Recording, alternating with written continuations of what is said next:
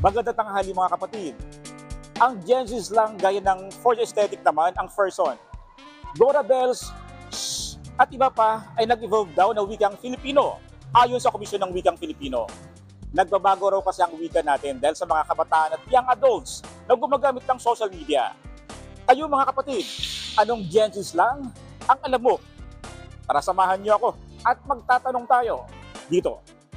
Dora Bells, Pushy Bells. Sample. Dora Bells ka na Kuya Hani sa coverage mo. I-Pushy Bells mo na yan para may VO ka later ha. Slayable po. Yung ano po, yung parang maganda ka po sa paningin ng iba. Yung chismis po, syempre po, chismisan, 21 po. Sinishot ay parang anong nangyari, ganun po. Grabe ang utaw na this. Ibig sabihin, Grabe ang tao na to.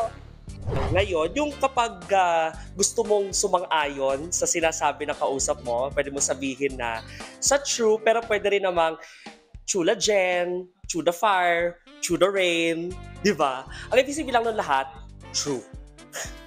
ako ang inyong mahani ng bayan, ang tunay at nag-iisang pantanggal umay sa pananghalian.